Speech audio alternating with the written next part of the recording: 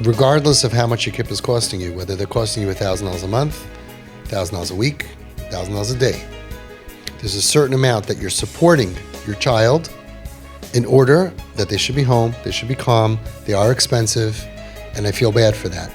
But there's not much medicine value. Yes, if you just support your kid for a few years, they're going to realize that, my parents always supported me. It's a good thing. But I want them to get better faster. That comes from the wow factor. That comes from the extras. And when they get better faster, they're not going to be costing you all that money that you're putting in. So we have some parents that are not doing TP. They're just doing, because it's costing me so much money. She's going shopping. He's going shopping every day. A UPS guy, comes looking for my kid, and boxes and boxes and boxes are being delivered. But you didn't do anything that's the treatment of TP. And I don't know how to say it more loud or more clear, but some people continuously miss the boat.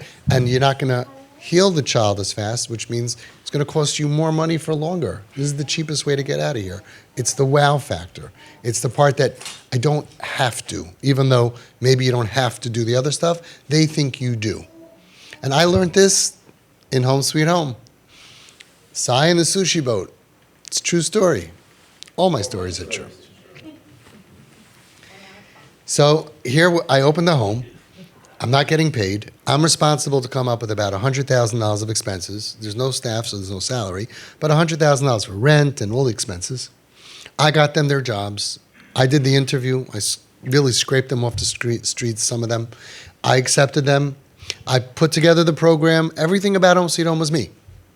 I got the cleaning lady to come in to do their laundry and I got everything is me, right? In this little house, it's all because of me. And I see they don't appreciate me. They're just not appreciating me.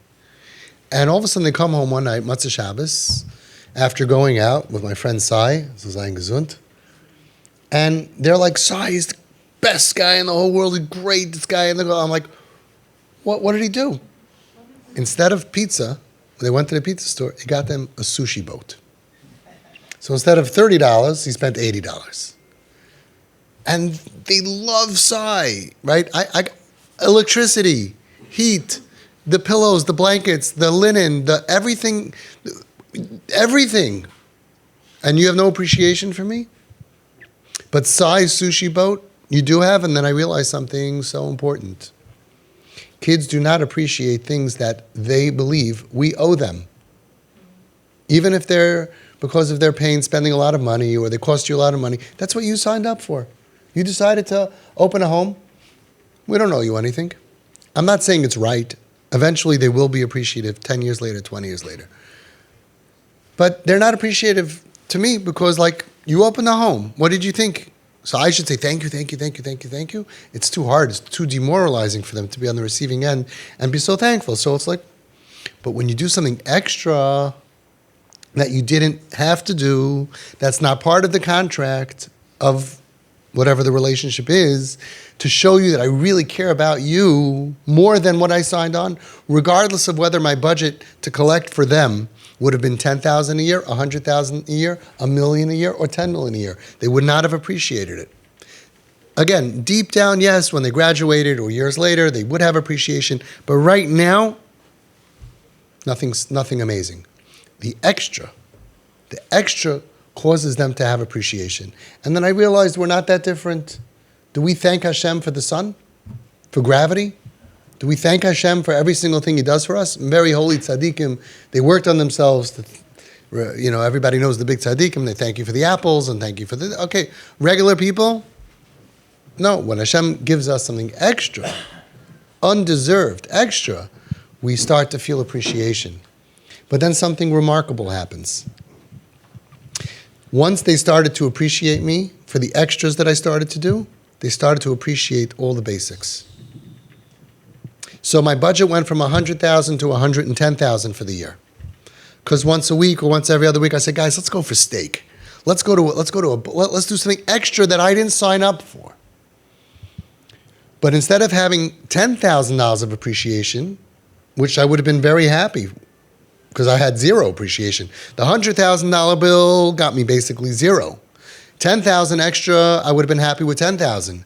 But they started appreciating and noticing and realizing the $100,000.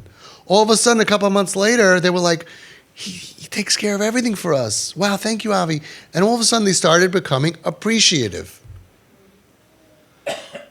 So when you give your kids, the first thing we're signing up to, we are supporting our children.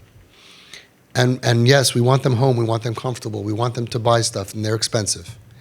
But if you want to get them to appreciate you, it's the extras.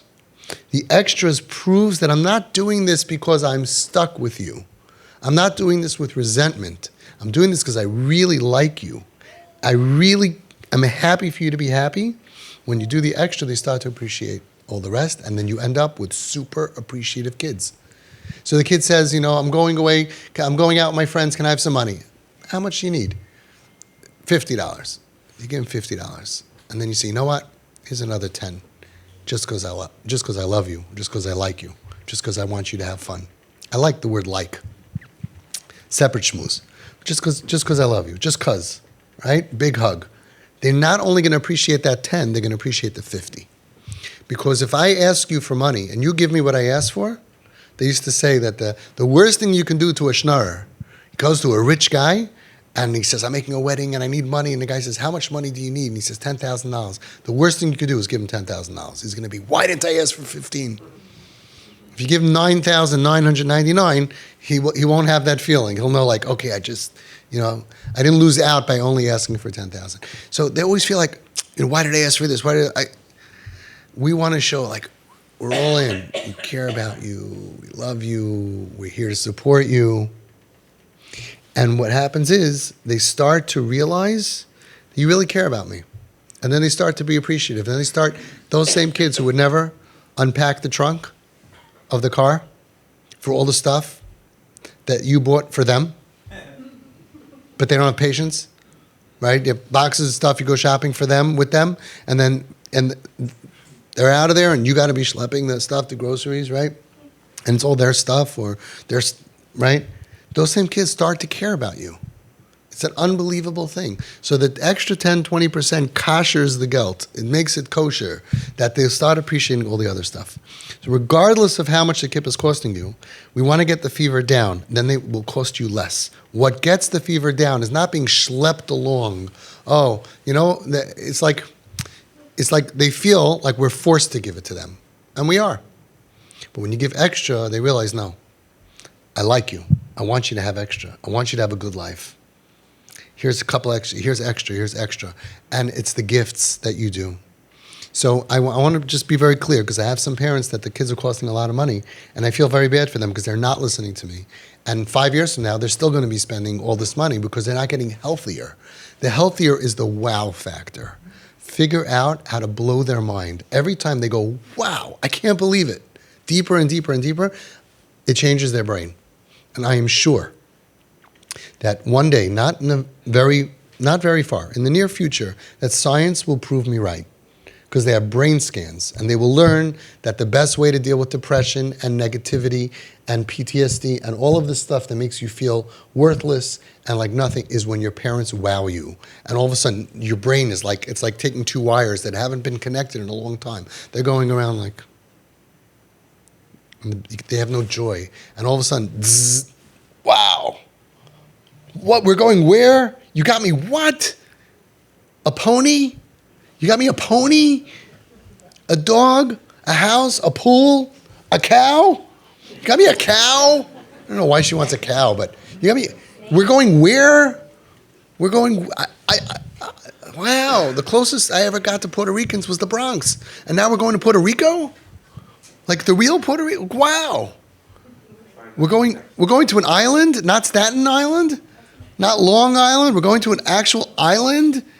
And you'll see when it's part of the whole, every piece that we're doing, when it's part of the whole treatment process, look at how many kids that were suicidal last year that are not suicidal this year. And what's crazy is that the therapeutic system, with all the therapists and psychiatrists, they pay no mind to this. It's like, this is hogwash. But we're doing so well. We're doing mamish so well. I wish they would at least incorporate some of this. Tell the parents, listen, we're putting your kid on this medicine and this medicine and this medicine, but be super nice and wow them. They're entitled to it just because they're sick. Just because they're sick.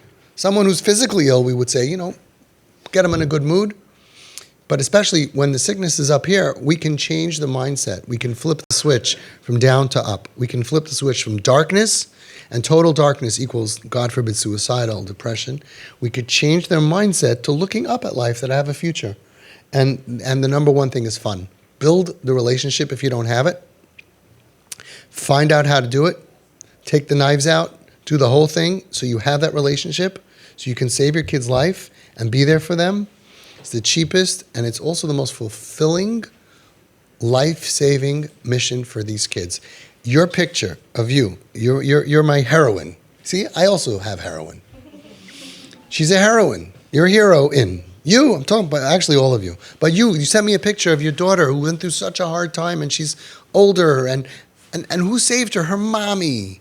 You're her mommy. Oh, she's 32 years old. She doesn't need mommy. Yeah, somebody said, oh, my kid's 25. You don't deal with that, do you? You're 32. I don't care if you're 87 and a half years old and your parents are 130.